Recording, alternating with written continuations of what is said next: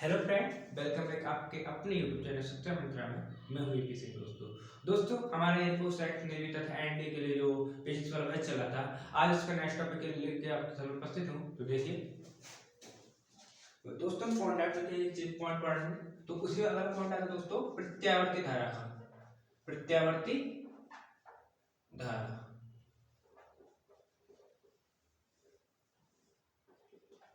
ठीक है दोस्तों जब विद्युत धारा जिसका परिमाण समय के साथ परिवर्तित होता है तथा दिशा आवर्त रूप से उत्क्रमणीय होती है, तो ऐसी धारा को हम क्या कहते हैं दोस्तों? प्रत्यावर्ती धारा कहते हैं। आपके लिए सामने बना के दिखाता हूं एक बार।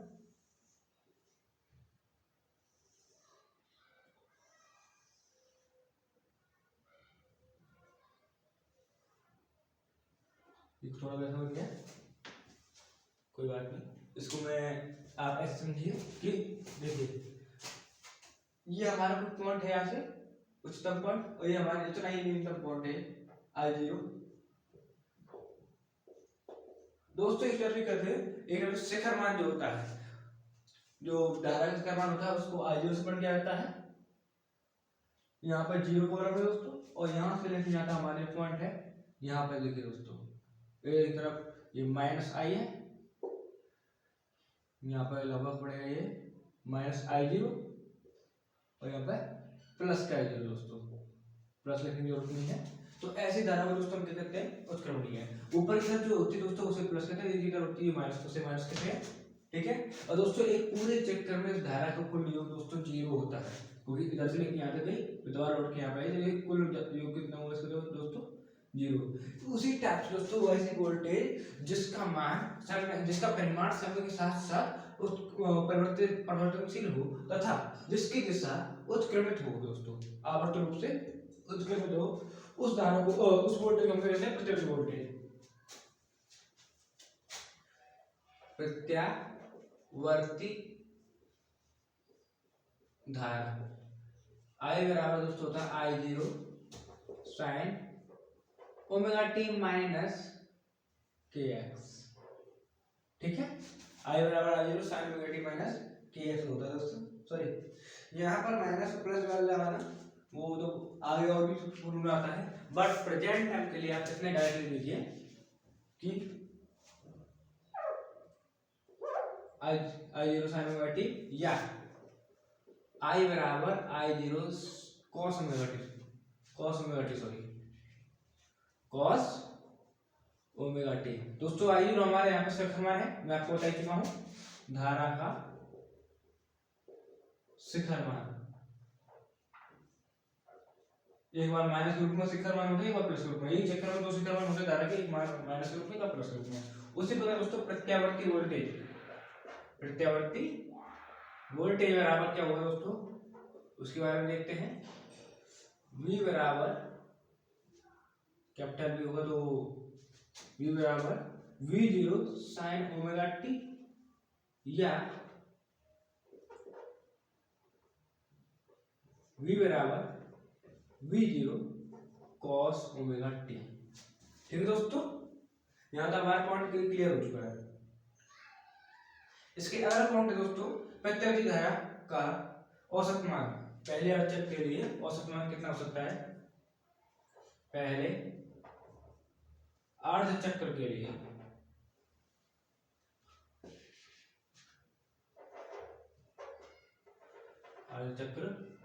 के लिए प्रत्यावर्ती धारा का औसत मान दोस्तों कितना होगा? आइए जानते हैं। औसत मान के लिए दोस्तों फॉर्मूला होता है एक टाइप से आपका I इक्वल टू, जो हम इसको औसत मान निकालते हैं उसके लिए फॉर्मूला होता है IM equal to 2I0 upon pi, ठीक है। ये दोस्तों पूरी डायरेक्शन में हम सॉल्व करते हैं तो निकल जाता है हमारा मान 0.637 I0। 2 पर पाई का मान निकल जाता है 0.6737 I0। उसी प्रकार दोस्तों द्वितीय चक्र के लिए वोल्टेज का, सॉरी प्रथम चक्र के लिए प्रत्यावर्ती वोल्टेज का मान, प्रत्यावर्ती वोल्टेज का मान कितना हुआ?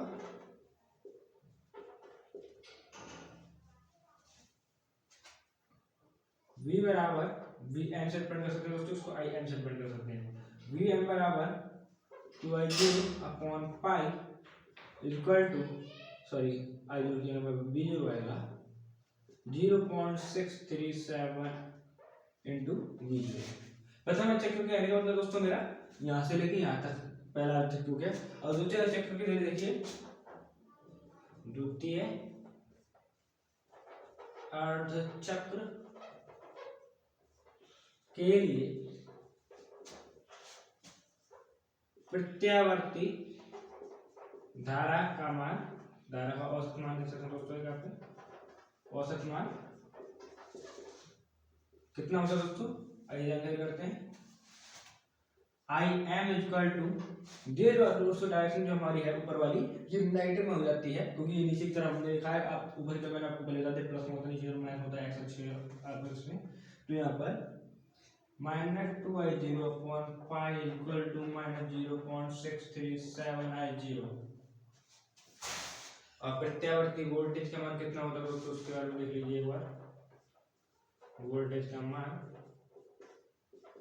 बराबर Vm equal to -2Vm upon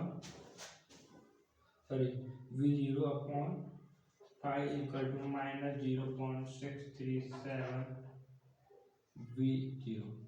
ठीक है, ये तो होगा दोस्तों हमारे प्रथम चक्र के लिए औसत मान, और दूसरे चक्र के लिए औसत मान, पिछले वोल्टेज का मान। और दोस्तों इसका अगला वाला कौन आता है, वो आता है दोस्तों वर्ग माध्य मूल मान। वर्ग माध्य मूल मान, ये थोड़ा इंपॉर्टेंट पॉइंट है, वर्ग माध्य मूल मान। ये क्या होता है दोस्तों, इसका निर्णय करते हैं। तो दोस्तों ऐसे क्या होता है दोस्तों, एक पूरे चक्र में इसकी धारा का औसत मान कितना होता है, 0 होता है।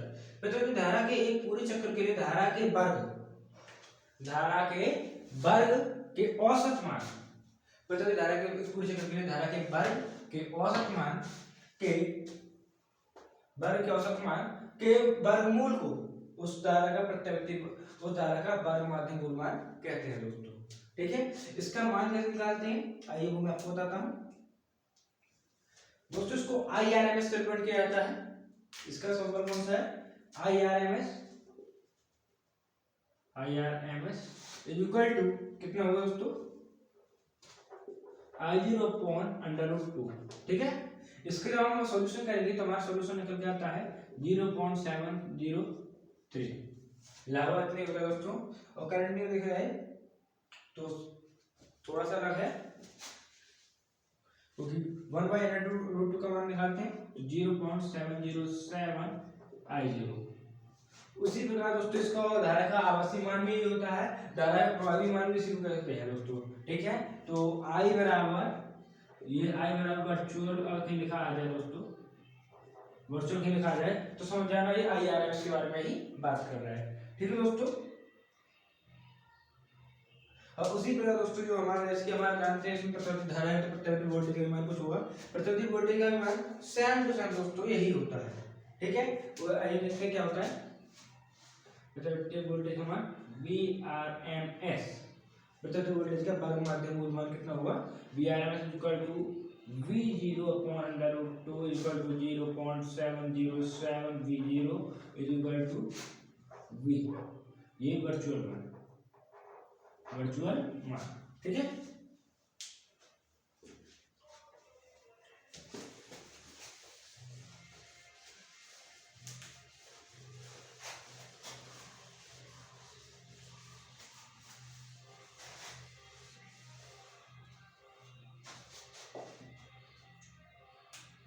अगला पॉइंट दोस्तों यहाँ पे आता है वो है हमारा विद्युत अनुनाद।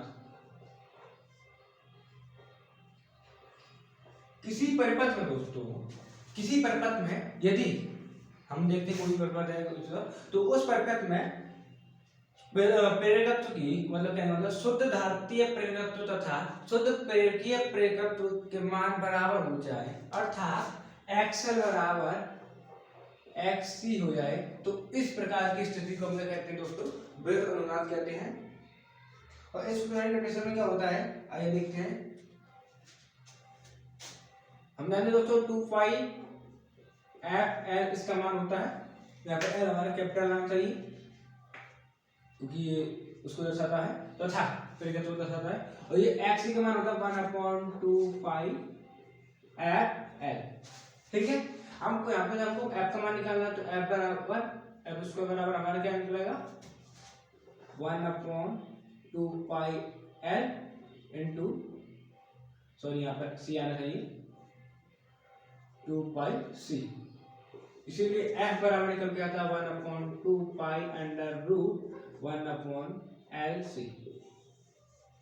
ये नया फॉर्मूला निकला दोस्तों। ये एफ का बराबर कौन सी कंडीशन के लिए दोस्तों, बैलेंस अनुनाद वाली कंडीशन के लिए। अगली पॉइंट जो अगला वाला पॉइंट है दोस्तों वो है हमारा बाढ़ धारा क्या होती है। बाढ़ धारा किसे कहते हैं, बाढ़ धारा में क्या मतलब क्या होता है दोस्तों, बाढ़ धारा ऐसा परिपथ जिसका औसत शक्ति है 0, मतलब उसमें से बाढ़ मतलब बाढ़ कैसे वो मात्रा दोस्तों हम जानते शक्ति का है, तो शक्तिहीन धारा जिसमें शक्ति व्यय ही ना हो, जिसमें शक्ति खत्म ही ना हो, तो जिसकी शक्ति का ह्रास ही ना हो, जिसमें ऐसी धारा को हम क्या कहते हैं दोस्तों, बाढ़हीन धारा कहते हैं। और ऐसे परिपथ को बाढ़हीन परिपथ कहते हैं, तो ऐसी वोल्टेज को बाढ़हीन वोल्टेज कहते हैं दोस्तों। ठीक है, किसी उम्मीद प्रतिरोधक परिवर्ती धारा परिपथ में औसत शक्ति 6 रहता है, तो इस प्रकार का परिपथ दोस्तों बाढ़हीन परिपथ, और इसमें प्रत्येक धारा को हम कहते हैं बाढ़हीन धारा कहते हैं दोस्तों। बाढ़हीन परिपथ में दोस्तों परिणामी विभवांतर धारा के बीच का जो कलांतर होता है, ये कौन सी है, जो परिणामी विभवांतर मतलब कलांतर होता है धारा के बीच का, परिणामी विभवांतर तथा धारा के मध्य कलांतर जो होता है वो दोस्तों कितना होता है 5 बराबर 90 डिग्री होता है। ये इंपॉर्टेंट चीज है इसमें वाट इक्वल टू धारा में, और पी बराबर 0 होता है, ये मैं आपको पहले बता चुका हूं। ठीक है,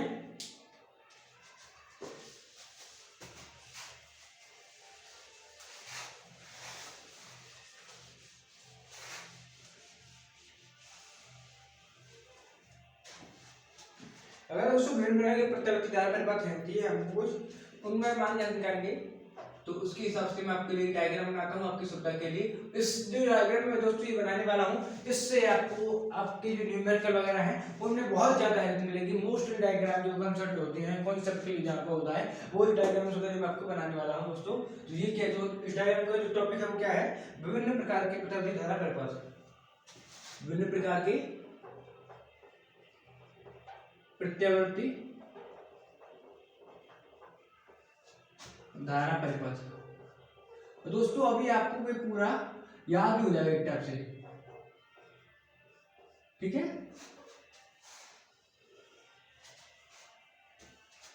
ये बहुत जल्दी आपको याद भी हो जाएगा एक टाइप से। तो देखिए जिसकी कॉलम में पहले मैं लिखता हूं, परिपथ के कारक, परिपथ के कारक कौन कौन से कारक हैं, शुद्ध प्रतिरोधक, प्रतिरोधीय, प्रतिरोधक कह सकते हैं आप, प्रतिरोधी की ये बात देखी है, प्रतिरोधक, शुद्ध प्रेरकत्व, शुद्ध जागतीय,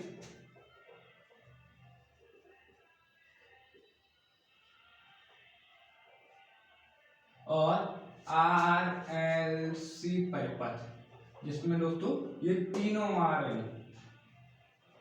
ठीक है, इसके अलावा दोस्तों दो और होते हैं। ठीक है, उन दोनों का नाम है RL परिपथ,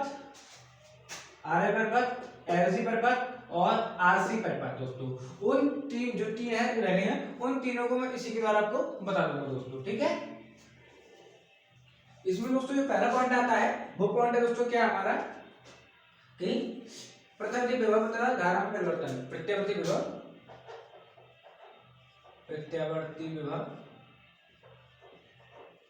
व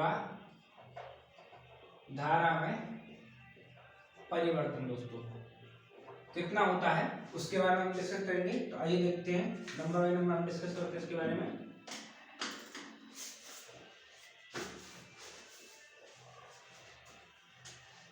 तो हमारे पहला आता है सूर्य प्रतिरोधक वाले में। तो उसके लिए जो सिंपल वाला हमने भी आपको बता चुके, कई बार बता चुका मैं आपको, जो सबसे पहले जो था जो शुरुआत किया था वही वाला इसमें होता है v बराबर v0 sin ओमेगा t और I बराबर I0 sin ओमेगा t। ठीक है। शुद्ध अगर हम प्रेरकत्व की बात करें, शुद्ध प्रेरकत्व की, तो इसमें जो शुद्ध प्रेरकत्व है उसके लिए क्या होता है दोस्तों, v बराबर v0 sin ओमेगा t सब में सेम होएगा, I बराबर I0 sin omega t minus के यहाँ पे π/2 आ जाता है दोस्तों, माइनस कितना π/2। उसी तरह v बराबर v0 sin ओमेगा t यहाँ पे भी आता है, लेकिन I बराबर I0 sin omega t plus π/2। ठीक है। और इस वाले में RX वाले में उसमें भी v बराबर v0 sin ओमेगा t आता है, लेकिन I बराबर इसमें I0 sin omega t plus minus theta हो जाता है, क्योंकि दोस्तों हम जानते हैं L और C जहाँ एक में माइनस हो रहा है एक में प्लस हो रहा है, उन दोनों का पता है, इसलिए प्लस माइनस थीटा आ जाता है दोस्तों इसमें। ठीक है। जो सेकंड पॉइंट दोस्तों इसका है वो ये है कि आरेख का किस टाइप का होगा, आरेख। ठीक है। और जो हमारा थर्ड वाला पॉइंट है उसको भी एक बार आपके सामने लिख दे दो, उसमें कि धारा और विभव के धारा का विभव के सापेक्ष कालांतर, धारा का विभव के सापेक्ष कालांतर। ठीक है। ये कितना होता है उसके बारे में ये जानने रखते हैं। चार पॉइंट है हमारे। आरेख दोस्तों दोनों के लगभग समांतर स्टेप में, इसमें दोनों समांतर होते हैं v और I, बट इसमें v स्टेप से होता है तो I स्टेप से होता है। कहने का मतलब पश्चिमी टाइप में होते हैं वो नीचे की तरफ थीटा बनाता है, जहाँ I है हमारा, सॉरी ऊपर वाला हमारा क्या है दोस्तों उसमें v है, क्योंकि हमने पहले क्या लिखा है v, तो v0 और ये I0, यहाँ पर ये I0 और ये v0, ये 90 डिग्री का कोण है दोस्तों। इस बारे में क्या होता है दोस्तों, आरेख कुछ स्टेप से होता है, 90 का समय बनाते हैं, ये v0 और ये I0, अर्थात ये ऊपर की तरफ बना होता है ये नीचे की तरफ होता है। एक टाइप से कह सकते हैं पश्चिमगामी होता है या अग्रगामी होता है। और अगला वाला जो हमारा ये हैला है इसमें क्या होता है दोस्तों, थीटा कोण नीचे की तरफ, थीटा कोण हम नीचे की तरफ ऊपर की तरफ दोनों तरफ मान सकते हैं। ठीक है। ये हमारा v0 है। ठीक है। और ये ऊपर वाला जो हमारा दोस्तों ये I0 है। और वैसे आपकी जानकारी के लिए एक चीज बता दूं मैं,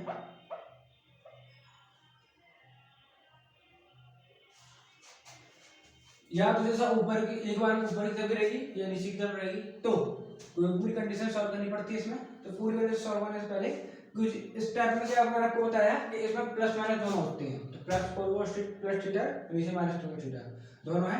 ये I0 नीचे भी आएगा और ऊपर भी आएगा। ठीक है। और ये कुछ इस टाइप से प्लेट बनता है इसका। अगला वाला दोस्तों धारा का विभव के सापेक्ष कालांतर कितना होता है वो बताता हूं दोस्तों आपको मैं। इसमें शून्य होता है, अर्थात इन दोनों के बीच थीटा कितना होगा 0, क्योंकि ये दोनों समांतर हैं। इसमें दोस्तों π/2 होता है और ये पश्चिमगामी होता है कि नीचे की तरफ है, अच्छा पीछे की तरफ, नीचे की तरफ मतलब इधर पीछे की तरफ, π/2 पश्चिमगामी। इसमें π/2 अग्रगामी, और इसमें थीटा कोण अग्रगामी या पश्चिमगामी दोनों कह सकते हैं।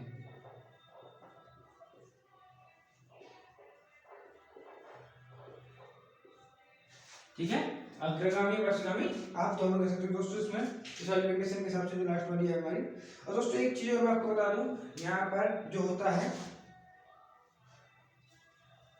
ये थीटा का मान आप निकालेंगे तो tan थीटा बराबर निकलेगा XL minus XC upon R. XL XC क्या, ये भी मैं आपको बताया था पहले, तो अब उनके बारे में आगे और चर्चा करता हूँ। थोड़ा एक बार इसको रख कर देता हूँ, रख करूँगा ज़्यादा बेटर होगा, क्योंकि अभी 3 पॉइंट हमारे हो चुके क्लियर। अगले 4 पॉइंट का करते हैं इसमें।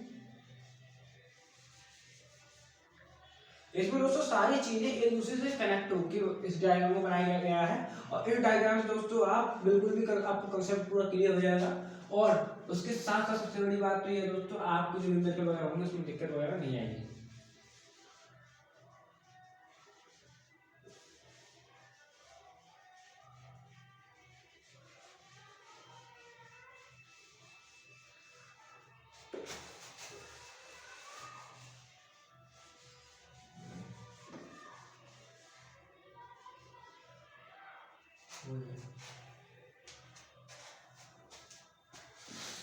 तो अगर ये पॉइंट दोस्तों उसमें है प्रतिबाधा, प्रेरकत्व, शक्ति गुणांक व शिखर मान। प्रतिबाधा,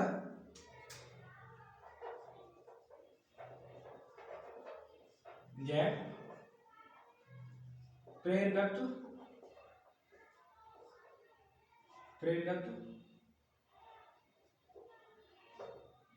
एक्स कितना होता है दोस्तों, उसके बाद शक्ति गुणांक,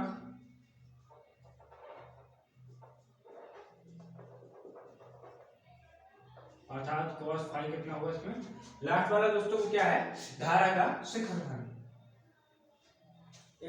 सॉरी धारा का शिखर मान नहीं, शिखर धारा, ठीक है। इनका मान क्या होता है उसके बाद आइए जानकारी करते हैं नंबर बाय नंबर हम। दोस्तों शुद्ध प्रतिरोधक होता है, और क्या दोस्तों, जो शुद्ध प्रतिरोधक होता है उसके वो क्या नाम प्रतिरोध कहेंगे, तो उसका प्रतिरोध हमारा दोस्तों हम जानते हैं आर होता है। क्या होता है, आर, जेड बराबर आर। इसमें जेड बराबर एक्स एल होता है, जेड बराबर एक्स सी होता है इसमें। और इसमें दोस्तों हमारा क्या निकलेगा दोस्तों, अब अगर आप देखा जाए तो जेड बराबर निकलता है R square plus x L.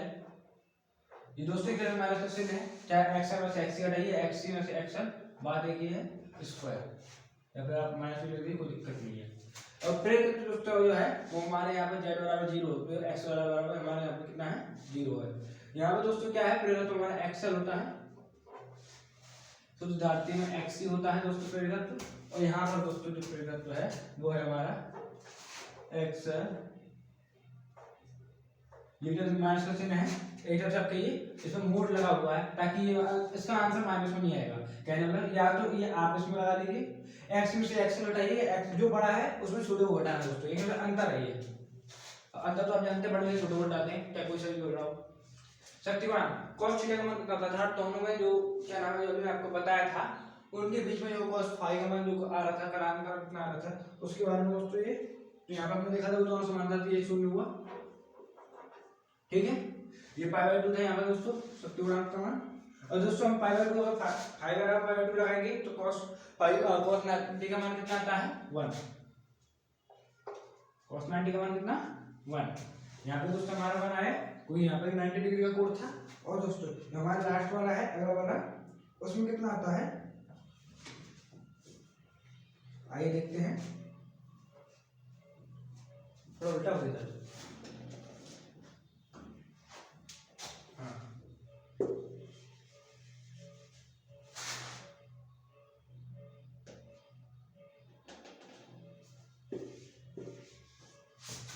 दोस्तों मैं आपको एक चीज बता चलूं कि इसका जो फॉर्मूला वगैरह भी होते हैं, एक्स बराबर ओमेगा एल होता है जो मैंने भी आपको बच्चा में कराया था, और एक्स बराबर 1 अपॉन ओमेगा सी होता है, ठीक है।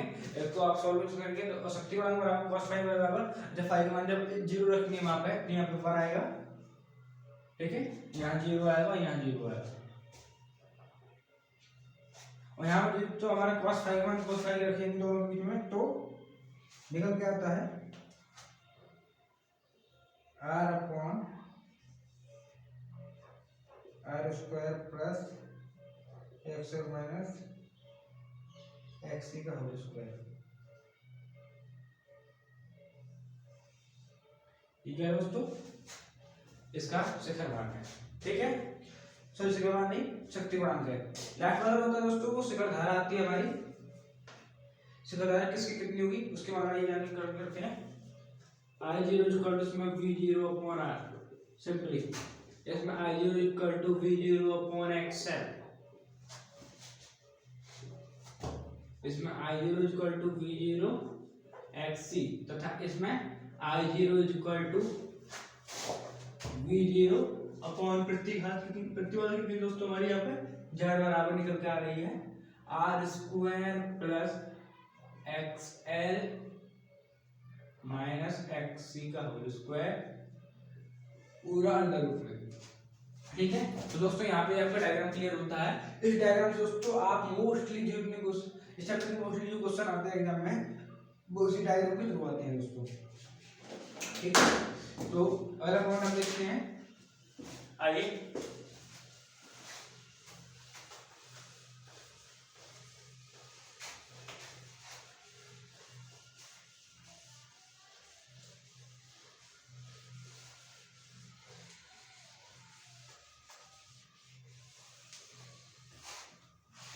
अगला पॉइंट है दोस्तों इसमें हमारा वो है चौक कुंडली। चौक कुंडली बारे में आपको बता दूं वैसे चौक कुंडली क्या होता है। चौक कुंडली दोस्तों एक ऐसा उपकरण है जिसका प्रेरकत्व बहुत हाई होता है तथा जिसकी वो क्या नाम है हम कह सकते हैं प्रेरकत्व हाई होता है, प्रतिरोध ना के बराबर होता है। एक आदर्श चौक कुंडली के लिए चौक कुंडली एक आदर्श चौक कुंडली के लिए जब प्रतिरोध ना के बराबर होता है, क्या होता है R बराबर 0 होता है एक आदर्श चौक कुंडली के लिए, तथा जो औसत शक्ति जो होगा वो भी 0 होगा दोस्तों एक आदर्श चौक कुंडली के लिए। ठीक है, दो पॉइंट यहाँ पे क्लियर हुए। अगला पॉइंट है दोस्तों इसमें क्या आता है हमारे चौक कुंडली के बारे में। ठीक, व्यावहार में दोस्तों जब हम जान रहे हैं कि इसमें प्रेरकत्व और किसकी बात हो रही है, प्रेरकत्व और प्रतिरोध की बात हो रही है, प्रतिरोध की बात हो रही है, तो स्पष्ट दोस्तों कि ये एक R और L परिपथ है। परिपथ कौन सा दोस्तों, ये RL परिपथ हुआ हमारा। अगला जो पॉइंट है दोस्तों इसके हिसाब से हमारा वो है कि जो क्या नाम है भिन्न भिन्न आवृत्तियों पर उपयोग के लिए चौक कुंडली करोड़ भिन्न भिन्न होती है, करोड़ होती है, भिन्न भिन्न पदार्थों से बनी होती है, एक तरफ फेरे जो उसके ऊपर फेरे होते हैं उसी को करोड़ कहते हैं। तो जब उस करोड़ का चौक कुंडली बनाने में क्या होता है तो उसके क्या है भिन्न भिन्न आवृत्तियों के लिए चौक कुंडली करोड़ भिन्न भिन्न आवृत्ति भिन्न भिन्न होती है। देखिए कैसे कैसे होती है दोस्तों। अगर अल्प आवृत्ति पर L का मान अधिकतम रखना है, आप अल्प आवृत्ति पर L का मान अधिकतम रख रहे हैं, अधिकतम रख रहे हैं, तो क्रूड होगी दोस्तों कैसी,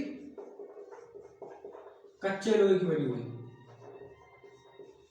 कच्चे लोहे की बनी हुई, तथा अगर आप उच्च आवृत्ति पर, कैसी आवृत्ति, उच्च आवृत्ति पर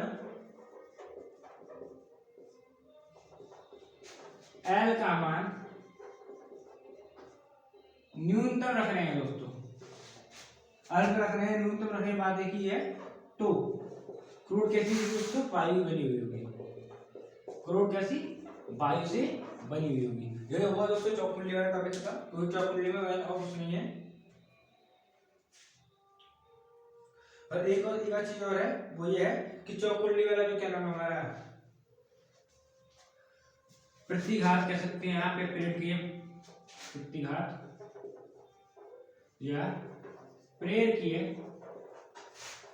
प्रतिरोध कितना होता है दोस्तों इसका, वो देखिए प्रतिघात या प्रेरकीय प्रतिरोध Z बराबर होता है दोस्तों XL, XL का मान हम जानते हैं 2πfL। ठीक है, एक ये पॉइंट है, वायु से बनी हुई होती है, एक कच्चे लोहे से बनी होती है, और कुछ खास चौक कुंडली बारे में है नहीं।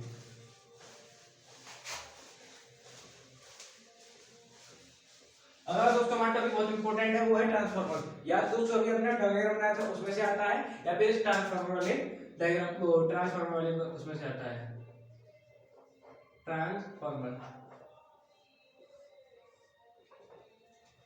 दोस्तों ट्रांसफार्मर में क्या होता है दोस्तों, तो मैं उसके बारे में बताता हूँ। प्रतिवर्ती धारा या वोल्टता को, प्रतिवर्ती धारा या वोल्टता के मान को बदलने के लिए बढ़ाती है, घटाने को ट्रांसफार्मर यूज किया जाता है। और एक चीज और इसमें है कॉमन वाली कि ट्रांसफार्मर एक ऐसी युक्ति है जो विद्युत चुम्बकीय प्रेरण से, विद्युत चुम्बकीय प्रेरण से दोस्तों, प्रेरण से धारा या वोल्टेज को, धारा या वोल्टेज को घटाती तथा बढ़ाती है दोस्तों। ये टॉप, ये नोट करने वाला पॉइंट है दोस्तों इसमें ट्रांसफार्मर में। अगला दोस्तों ये है कि इसका सिद्धांत क्या है, सिद्धांत क्या है, तो मैं आपको बता दूं ये अन्योन्य प्रेरण के सिद्धांत पर कार्य करती है दोस्तों। किसकी प्रेरण पे, अन्योन्य प्रेरण के सिद्धांत पे।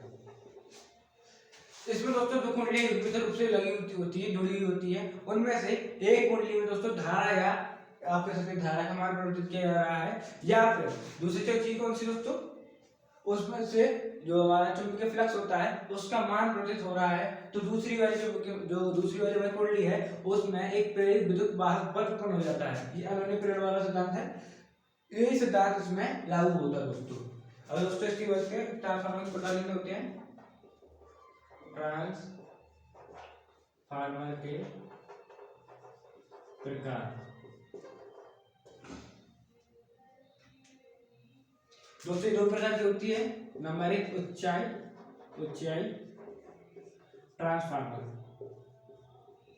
ट्रांसफार्मर दोस्तों ये वो ट्रांसफार्मर होते हैं जो उच्च विभव से, उच्च विभव के निम्न प्रत्यावर्ती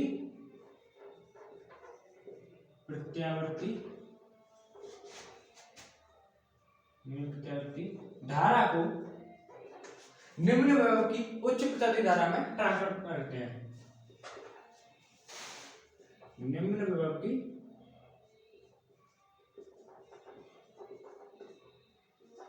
उच्च प्रत्यावर्ती धारा में, उच्च प्रत्यावर्ती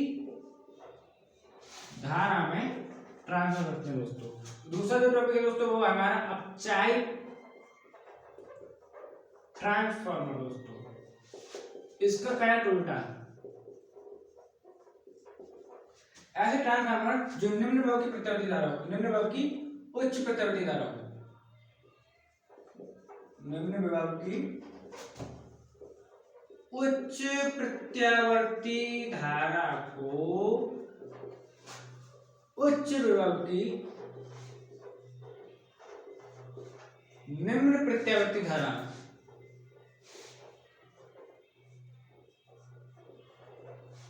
प्रत्यावर्ती धारा में ट्रांसफर करते हैं दोस्तों। ठीक है, ये उच्चाई अपचाई वाला होता है। सेकंड जो इसके लास्ट वाला टॉपिक आता है दोस्तों वो दक्षता का है, वो मैं यहाँ पे जगह खाली नहीं मिली तो इसलिए मैं उसको वहां पे लिख देता हूँ।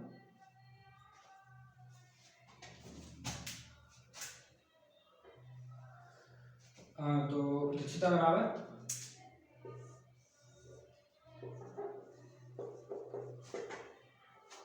निर्गत, जो हमारी निर्गत ऊर्जा की तरफ से बताइए, निर्गत शक्ति है, निर्गत शक्ति अपॉन निवेशी शक्ति दोस्तों। ये एक टाइप से आपका ये, तो हम निर्गत कितनी निकाल रहे हैं इसमें से B S I S upon BP I P. ठीक है, एक आदर्श ट्रांसफार्मर का जो क्या नाम है आप कह सकते हैं, आदर्श ट्रांसफार्मर की दक्षता होती है वो 100% होती है, बट ऊर्जा में कमी के कारण किसी भी ट्रांसफार्मर की दक्षता 100% नहीं हो सकती अभी तक, क्योंकि ऊर्जा में कुछ ना कुछ कमी होती है, इस कारण 100% थोड़ी सी कम रह जाती है। तो वैसे के बारे में है दोस्तों। आज इसी टॉपिक के साथ हमारा वीडियो यहाँ पे समाप्त होता है दोस्तों। उम्मीद करता हूँ वीडियो आपको पसंद आई होगी। वीडियो पसंद आई तो लाइक करें, कमेंट करें, शेयर करें। तो कमेंट में ये भी करें कि आपको कौन सा टॉपिक बढ़िया लगा, अगर कोई चीज छूट रही तो वो भी बताएं, और इसी को चैनल को सब्सक्राइब करके बेल आइकन जरूर दबा दें। मिलते हैं आपसे अगले वीडियो में, तब तक के लिए धन्यवाद दोस्तों।